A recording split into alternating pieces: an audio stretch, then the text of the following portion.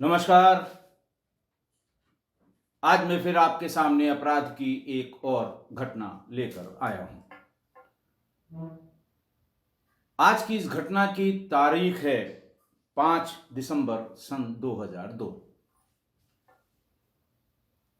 लखनऊ से जिन लोगों की वाकफियत है वो यहाँ के बहुत ही मशहूर स्पोर्ट्स कॉम्प्लेक्स केडी सिंह बाबू स्टेडियम के बारे में जानते होंगे।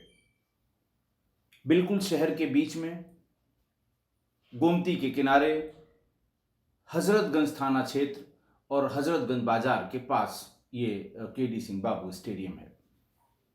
यहाँ क्रिकेट के साथ साथ लगभग सारे खेल खेले जाते हैं और डायरेक्टरेट ऑफ स्पोर्ट्स का ऑफिस भी यहीं पर है, इसी केडी सिंह बाबू स्टेडियम में। सुबह यहाँ पर हॉकी, क्रिकेट और बाकी और खेल जो लड़के खेलते हैं, बैडमिंटन का भी कॉम्प्लेक्स इसी में है। सुबह सुबह बहुत ढेर सारे लड़के और शाम के सेशन में बहुत ढेर सारे लड़के यहाँ पर प्रैक्टिस करने के लिए आते हैं। गाहे बगाहे यहाँ पर अंतर्राष्ट्रीय स्तर के मैचेस भी खेले जाते हैं। 5 दिसंबर 2002 को यहाँ पर भारत इंग्लैंड का वनडे मैच क्रिकेट का खेला जा रहा था। आप समझ सकते हैं, मुश्किल से यहाँ कोई मैच होता था, क्योंकि पास में कानपुर में ग्रीन पार्क में क्रिकेट मैच, क्रिकेट से संबंधित सारे फॉर्मेट 50-50, 20-20, 5 डे मैचेस ये सब खेले जाते हैं, इसलिए लखनऊ का नंबर कम आता है। बहरहाल उस दिन ये मैच चल रहा था। स्टेडियम खचाखच भरा हुआ था।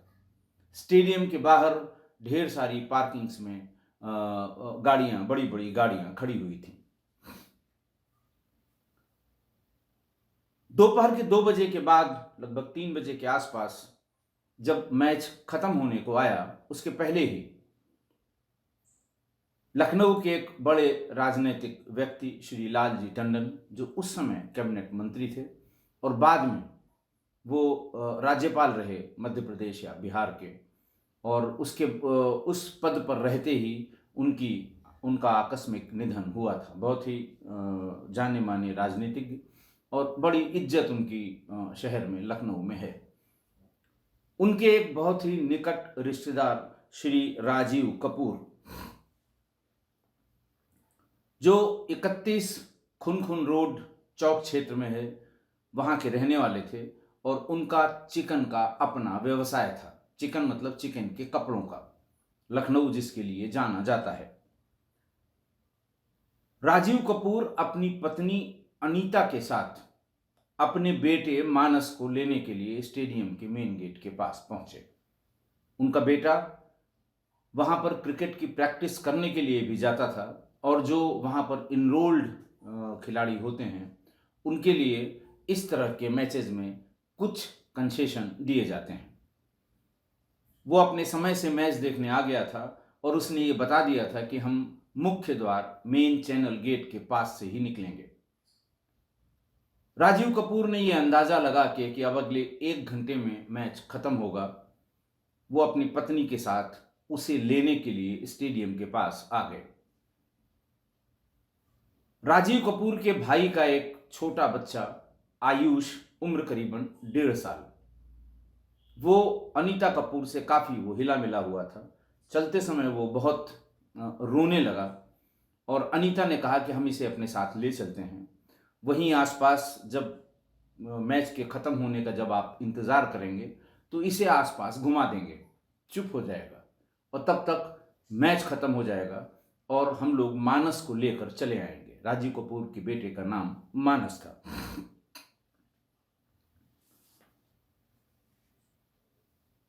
थोड़ा पहले ये लोग जब स्टेडियम पहुंच गए तो गाड़ी से उतरकर उस बच्चे को गोद में लेके ये लोग टहलाते रहे। ये नोटिस करते रहे कि जब खत्म होने को होगा या दर्शकों को ये पता लग जाएगा कि अगले 1 ओवर 2 ओवर में या मैच में कोई दम नहीं रह गया है, तो लोग बाहर निकलना शुरू कर देते हैं।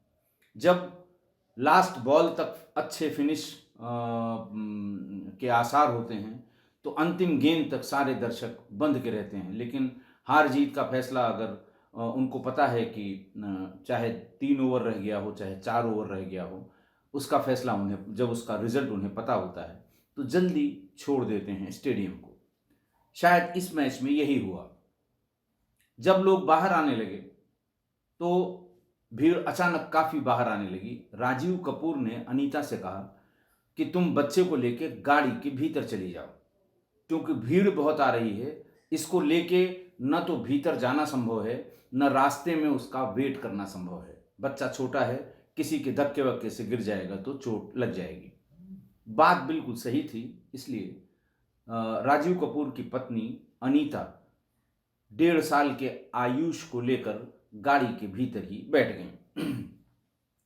उनकी मारुति गाड़ी थी। मारुति गाड़ी का नंबर था UP-C2684, UP-32C2684। अनीता आयुष को लेके पिछली सीट पर बैठ गई। चूंकि जाड़े का दिन था, मैंने आपको तिथि बताई थी, ये 5 दिसंबर की बात है। जाड़े का दिन था, भीतर बैठी होंगी तो थोड़ा हो सकता है गर्म की वजह से उसे, या थोड़ी गर्मी की वजह से, या ठंडक कम होने की वजह से बच्चे को नींद आ गई। उन्होंने पिछली सीट पर ही बच्चे को सुला दिया और इंतजार करती रहीं कि कब राजीव कपूर उनके बेटे मानस को लेकर बाहर आएंगे और फिर हम लोग चौक की तरफ अपने घर चले जाएंगे। इसी बीच में 3 बदमाश जो उस गाड़ी पर राजीव कपूर पे या अनीता कपूर पे नजर गड़ाए बैठे हुए थे, वो धीरे धीरे करके गाड़ी के पास आ गए। एक जो ड्राइविंग सीट थी गाड़ी की, उसकी तरफ बैठ कर खड़ा हो गया। बाकी 2 अनीता जिस तरफ बैठी थी पीछे, उस तरफ आ गए। गाड़ी का शीशा नीचे था। उनमें से एक ने पूछा, अंकल कहाँ हैं? अनीता ने सोचा कि शायद जानने वाले हों। उन्होंने कहा कि अभी मानस को लेने वो गेट पर गए हैं। उसने पूछा, किस गेट पर? उन्होंने कहा, ये वही जानते हैं, मानस ने बता रखा है वो किस गेट से बाहर निकलेगा, वो उसी गेट पर गए हैं और मुझे लगता है कि शायद मेन गेट पर गए होंगे। जब थोड़ा सा बात में उस बदमाश ने उलझाया तो उनमें से एक पीछे की अपोजिट वाले गेट पर पहुंच गया। उसने अचानक गेट खोला, झटके से भीतर गया और जो उनसे बात कर रहा था बदमाश, उसने भी इस गेट को झटके से खोल दिया। दूसरे बदमाश ने धक्का देकर अनीता को गाड़ी के बाहर ढकेल दिया। अचानक हुए इस कार्रवाई से, अचानक हुई इस घटना से वो अवाक रह गई। धक्के से वो नीचे जमीन पर आ गई जहां पर गाड़ी खड़ी थी पार्किंग में। इस बीच में उस बदमाश ने, जिसने कार का दरवाजा खोला था फैसिलिटेट करने के लिए कि भीतर से जब धक्का दिया जाए तो ये बाहर गिर पड़े, उसने गिरी हुई अनीता को लांघ कर गाड़ी में बैठने की कोशिश की। अनीता कपूर के कुछ ज्यादा समझ में तो नहीं आया, लेकिन उस भागते हुए आदमी का पैर उन्होंने पकड़कर खींच लिया, इसके पहले कि वो सीट पर बैठ पाता। जब उसे खींच लिया वो जमीन पर गिर पड़ा, लेकिन इसी बीच में जो बदमाश ड्राइविंग सीट पर बैठा था उसने गाड़ी स्टार्ट कर दी और तेजी से लेकर भागने लगा। जो बदमाश गिर गया था उसने फिर एक बार दौड़कर हैंडल को, जो गेट का हैंडल है, उसको खोलने की कोशिश की, लेकिन फिसल गया, वो फिर गिर पड़ा। इसी बीच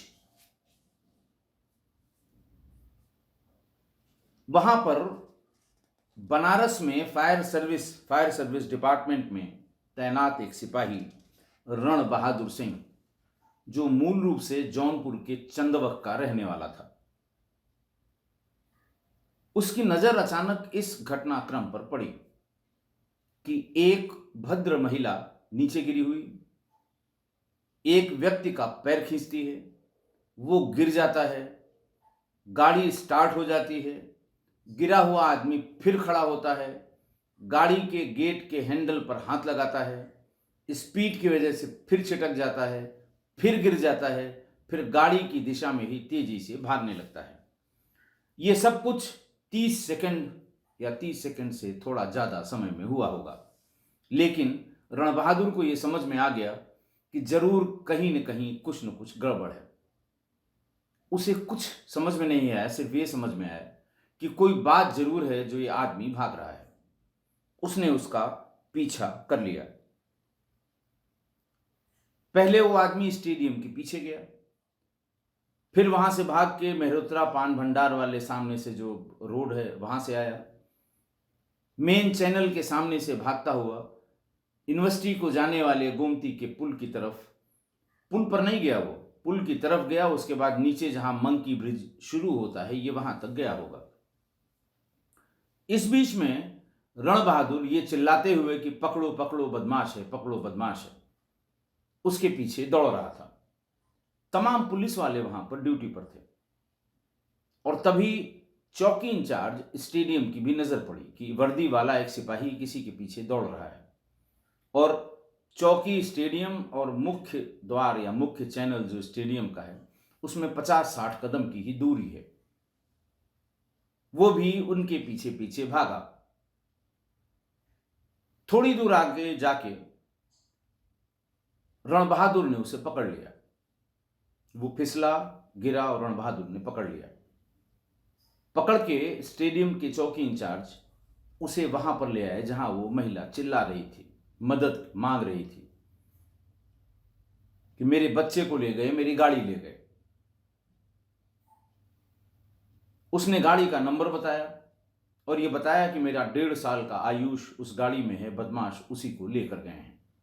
चौकी इंचार्ज चूंकि उस समय लॉ एंड ऑर्डर ड्यूटी या बंदोबस्त की ड्यूटी में थे, उन्होंने फौरन वायरलेस किया अपने इंस्पेक्टर सोमदत्त शर्मा को और अपने सीओ हजरतगंज पंकज गौतम को, जिनके बारे में बता चुका हूं कि स्वर्गीय पंकज गौतम बहुत होनहार अफसर था।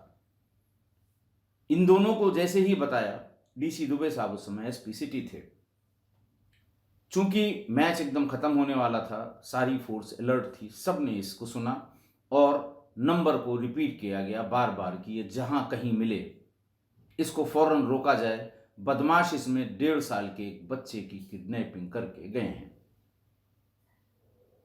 सोमदत्त शर्मा, इंस्पेक्टर हजरतगंज, पंकज गौतम सीओ हजरतगंज और तमाम जो गाड़ियां वहां पर ड्यूटी में लगी थी, उन्होंने जगह जगह गाड़ियों को रोक कर चेकिंग की। सिकंदरबाग चौराहे पर यह गाड़ी दिखाई पड़ गई। ये दरअसल ट्रांस गोमती की तरफ यानी निषादगंज के मुख्य पुल की तरफ जा रही थी। सामने से जिप्सी जो पीसीआर वैन होती है, जिप्सी ने जैसे ही नंबर देखा उसके सामने अपनी गाड़ी लगाने की कोशिश की। उसने फौरन राइट हैंड टर्न लेकर मीराबाई मार्ग की तरफ गाड़ी भगा दी। इस बीच में पीसीआर ने वायरलेस सेट पर बताया कि गाड़ी मुझे दिख गई है। गाड़ी वहां से मुड़ी है, जागरण चौराहे से पहले दाहिने को मीराबाई मार्ग की तरफ आगे बढ़ी है। जिन जिन मोटरसाइकिल मोबाइल वालों ने यह सुना, वो आगे इनकम टैक्स के सामने वाले रोड से भीतर से मीराबाई मार्ग की तरफ भागे कि अगर वो उधर से चली है तो 3-4 मिनट में वो इधर आएगी। मेन रोड पर जब आएगी तो या तो वो फिर अशोक मार्ग पर आएगी या फिर नरही की तरफ भागेगी। तो वो मीराबाई मार्ग के चौराहे पर पहुंच गए। 4 मोटरसाइकिल वाले थे, एक इंस्पेक्टर साहब की गाड़ी थी और पीछे पीछे पीसीआर वैन जिप्सी की आ रही थी। जोर जोर से सायरन बजा रहे थे, जिसको ये आइडिया हो कि सेल्स टैक्स ऑफिस और मीराबाई गेस्ट हाउस, इनके बीच की जो सड़क है थोड़ी संकरी है और भीड़ भाड़ वाली है। फॉरेस्ट का भी एक बड़ा ऑफिस है वहां पर। वहीं पर मोटरसाइकिल मोबाइल और पीसीआर वैन ने उसको घेर लिया। चौकी इंचार्ज स्टेडियम भी तब तक मोटरसाइकिल से पहुंच गए। चौकी इंचार्ज स्टेडियम ने अपनी मोटरसाइकिल को, स्टार्ट शुदा मोटरसाइकिल को फेंक कर उस गाड़ी पर छलांग लगा दी। केएन सिंह उस समय चौकी इंचार्ज स्टेडियम था। छलांग लगा दी, लेकिन गाड़ी चलती ही रही। कार चालक ने यह कोशिश की, बदमाशों ने यह कोशिश की कि ये गिर जाएं, या कुचल जाएं या घायल हो जाएं ताकि हम आगे के रास्ते पे निकल सकें। लेकिन वो बोनट पर बैठे बैठे शीशे पर जोर जोर से हाथ से प्रहार करता रहा और ड्राइवर के जो शीशे से जो उसका व्यू था उसको उसे लगातार उसे कोशिश करता रहा कि सामने की चीज़ें उसे दिखाई न पड़ें, कहीं लड़ जाए, वो सही डायरेक्शन में मोड़ न पाए, हमारा काम हो जाएगा। खैर तब तक दोनों तरफ से पुलिस की मोबाइल्स ने सड़क को जाम कर दिया। सारे के सारे पुलिस वाले इन लोगों ने अपनी सर्विस वेपन निकाल लिए। वही चिल्लपों जैसे कि रोक दो, उतर जाओ, मार देंगे, इस तरह की बातें। पब्लिक एकदम हतप्रभ थी। पब्लिक को पहली नजर में यह लगा कि शायद किसी फिल्म की शूटिंग चल रही है। थोड़ी देर के बाद जब बदमाशों को लगा कि वो चारों तरफ से घिर गए हैं, तो दो बदमाश, उन लोगों ने गाड़ी का दरवाजा खोलकर भागने की कोशिश की। तब तक पुलिस वाले कम से कम 20 वहां आ चुके थे। उन्होंने दौड़ाकर दोनों बदमाशों को पकड़ लिया। गाड़ी में देखा, गाड़ी में वो 1.5 वर्ष का आयुष रोता हुआ उसी तरह पड़ा हुआ था, बिलख रहा था। इस बीच में पुलिस परेशान हुई। अनीता मौके पे थी।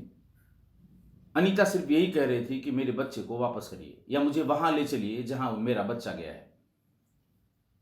भीड़ लग गई, तमाम तमाशबीन आ गए। मैच देखकर जाने वालों की संख्या वैसे ही बहुत ज्यादा थी। पुलिस ने उनको, श्री राजीव कपूर को, बच्चे के एक दादा को, ये सब लोग मौके पर आ गए थे। इनको सबको लेके पुलिस सुल्तानगंज चौकी ले गई। थोड़ा सुनसान में अच्छी जगह पर ये चौकी है जहां पर लोगों का आना जाना कम है। पुलिस उनको सीधे सुल्तानगंज चौकी ले गई। लेकिन वो तब भी उसी तरह का चिल्लाना, ठीक है माँ की ममता है और उसकी गोद से वो बच्चा छीना गया था, तो वो चिल्ला रही थी, रो रही थी, बहुत ही करुण क्रंदन कर रही थी, तमाम देवी देवताओं को याद कर रही थी, तमाम मनौतियां मान रही थी। इस बात से वो बिल्कुल बेजार थी, बेफिक्र थी कि उनके आसपास तमाम पुलिस वाले खड़े हुए हैं। महिला कांस्टेबल्स उनको कंसोल करने की कोशिश कर रही थी। इसी बीच रणबहादुर, इंस्पेक्टर सोमदत्त शर्मा, ये सब आयुष को लेकर आ गए। भीड़ इतनी ज्यादा थी तो ऐसा लग रहा था कि बदमाशों को भीड़ खींचकर पीट कर मार डालेगी। इसलिए बदमाशों को वहां से दूर कैंट की एक चौकी पर रखा गया। एक तो पहले ही रणबहादुर ने पकड़ लिया था, नफीस उसका नाम था, लखीमपुर खीरी का रहने वाला था। बाकी दो पुलिस ने घेर कर पकड़ लिए थे।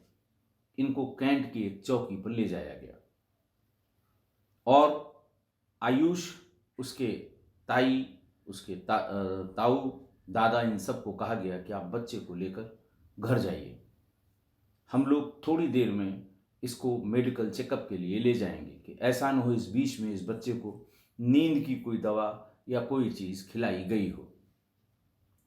वो लोग अपने घर को चले गए।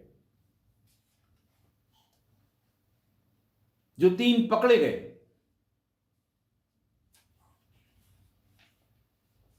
उनका जो बैकग्राउंड था,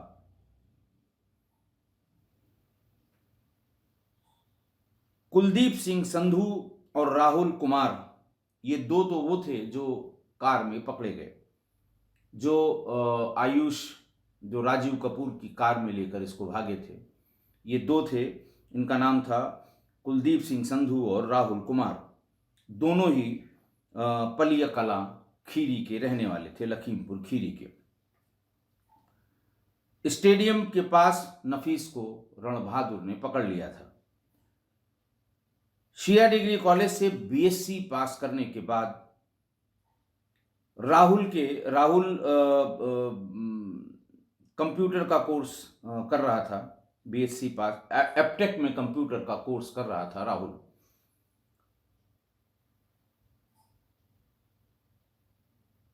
उसके पिता सैन्य अधिकारी रह चुके थे, बीकॉम पास कर लिया था। नफीस के पिता बेकरी की दुकान चलाते थे और नफीस पलिया में पीसीओ चलाया करता था। पकड़े गए लोगों ने यह बताया, तीनों ही अच्छी फैमिली बैकग्राउंड के लड़के थे, कि हम लखीमपुर खीरी से ये मैच देखने आए थे।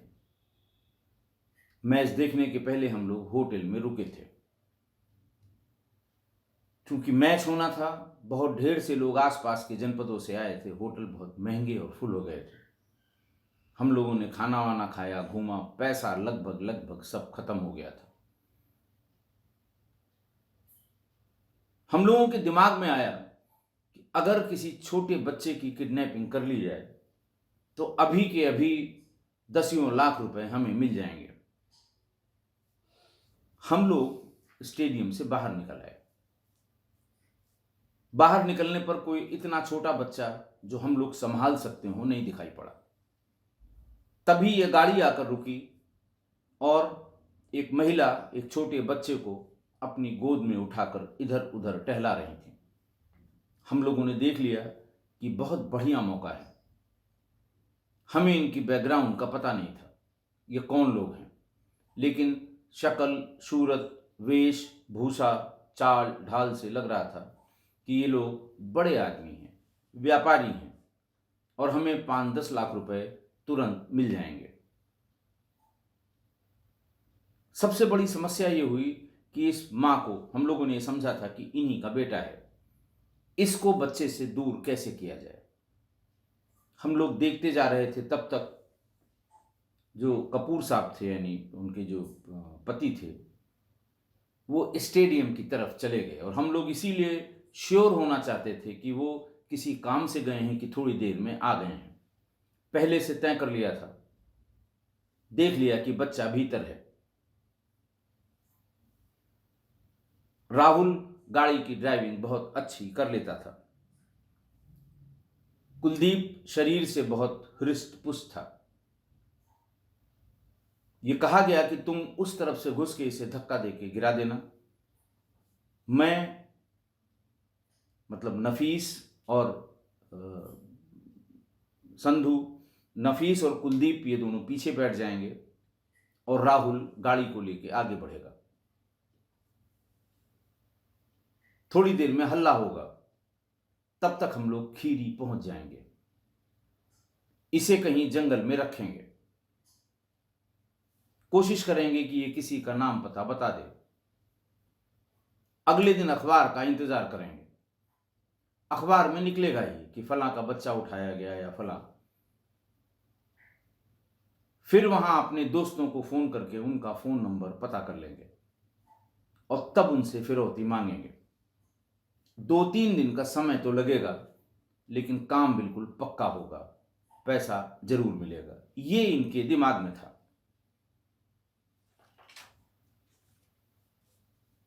और इसीलिए इन लोगों ने मौके पर तुरंत का तुरंत, जिसको कहते हैं ना कि एकदम इमीडिएटली, इन लोगों ने ये प्लान बनाया और फिल्मी अंदाज में भीड़ वाले इलाके में जहां 20-25 हजार आदमी हों, 500 से ज्यादा पुलिस वाले हों, 100 से ज्यादा गाड़ियां हों,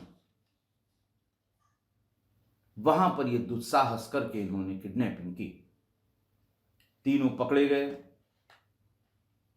अपहरण के आरोप में, किडनैपिंग फॉर रैंसम के आरोप में इन्हें जेल भेज दिया गया। आज की घटना। अब आप इस चीज को विजुअलाइज करिए कि एक इंटरनेशनल मैच क्रिकेट का चल रहा हो, स्टेडियम कैपेसिटी फुल है। बहुत बड़ा स्टेडियम नहीं है, लेकिन तब भी 20,000 के आसपास आदमी उसमें जरूर आ जाएंगे।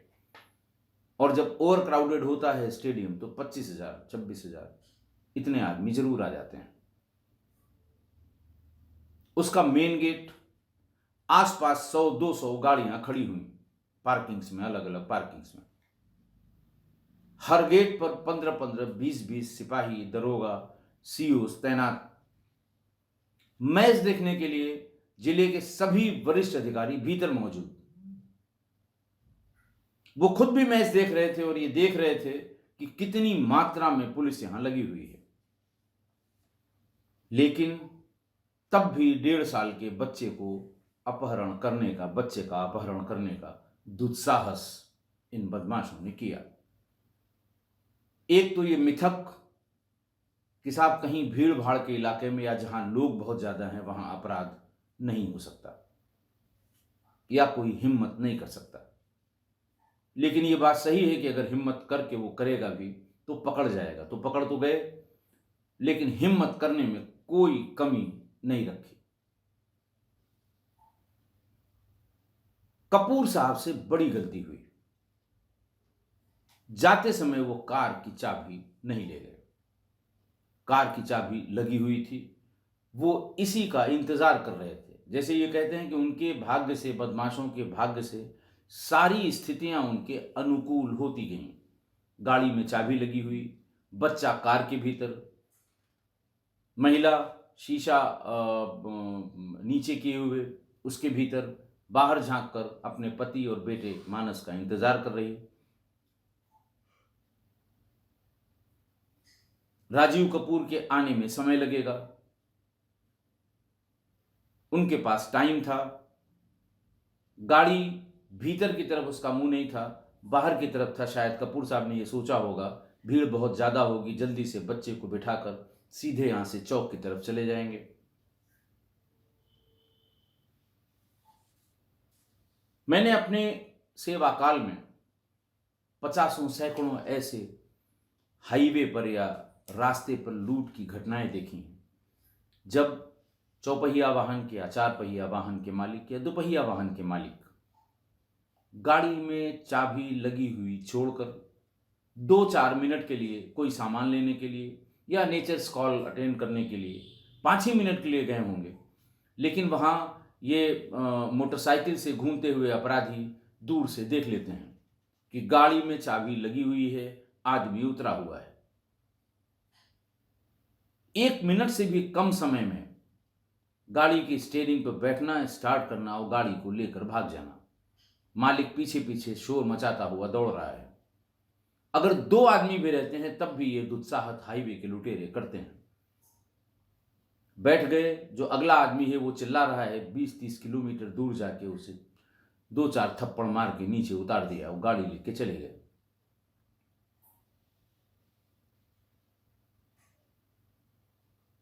दूसरी बड़ी बात कि अग्निशमन के उस सिपाही का, जिसकी वहां दरअसल ड्यूटी नहीं थी, वो एक सरकारी आया तो वो मैच देखने ही था, लेकिन बनारस से एक सरकारी कोर्ट के एक सरकारी काम और पेपर लेकर वो लखनऊ आया था, और वो कागज या वो काम जो उसे दिया गया था वो कर चुका था।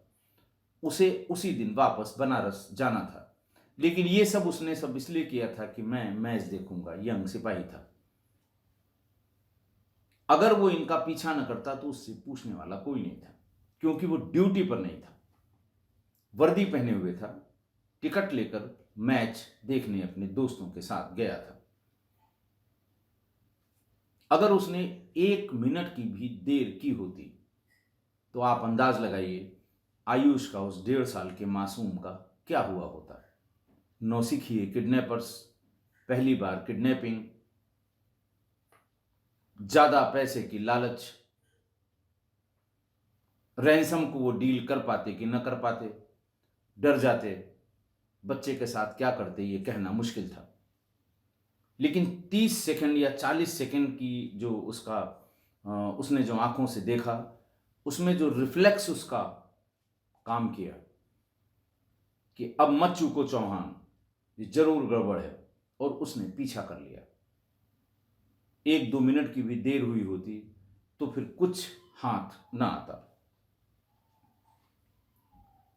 पुलिस अपने काम में सफल हुई। अभी कुछ लोग कमेंट करेंगे साहब पुलिस का काम ही था, इसमें कौन सी बड़ी बात कर दी, इसी के लिए पुलिस ड्यूटी पर लगाई जाती है, इसी की पुलिस को तनख्वाह लेती है, कौन सा तीर मार दिया। लेकिन पुलिस के खाते में असफलता, दुर्व्यवहार, बदनामी, यही सब उसके खाते में जाते हैं। पुलिस का अच्छा काम बहुत कम लोग अप्रिशिएट करते हैं और बहुत कम लोग उस पर ध्यान देते हैं। इस केस में भी यही हुआ था। दो ढाई घंटे में बरामद हो गया, सब कुछ हो गया, ख़त्म हो गया, जेल भेज दिया गया, अगले दिन जेल चले गए। राणा बहादुर को लोग भूल गए, जिसने कम से कम, जिसको कहते हैं फुल स्पीड में 100 मीटर रेस करने वालों की स्पीड में दौड़कर उसे पकड़ा था, उसे लोग भूल गए। 4 अधिकारी वहां घूमते रहे, अपनी अपनी वाहवाही बताते रहे, लेकिन असल में उस हीरो को भूल गए थे। ये बात अखबारों ने लिखी थी, और इसीलिए मैं आज उस समय के उन अखबारों की कटिंग कम्युनिटी में पोस्ट करूंगा, क्योंकि पुलिस की बुराई, पुलिस की खराबी, पुलिस की लापरवाही, पुलिस की बदतमीजी, ये तो सबके आंखों पे चढ़ती है, लेकिन कभी कभी पुलिस इस तरह का भी काम करती है, वो भी आंखों से जरूर देखना चाहिए। आज की घटना के संबंध में मैं किस्सा गोई परिवार के अपने सभी लोगों से यही कहूंगा, आप चाहे 1 मिनट के लिए अपनी गाड़ी छोड़कर किसी भी काम से निकल रहे हैं, बाहर जा रहे हैं, कुछ लेना है, चाय पीना है, हाईवे पे हैं, आपको पब्लिक यूटिलिटी के लिए कहीं जाना है, कृपा करके चाबी निकाल लें। आप चाहे 2 पहिया वाहन पे हों, चाहे 4 पहिया वाहन पे हों, 1 मिनट के लिए भी गाड़ी में चाबी लगा हुआ न छोड़ें।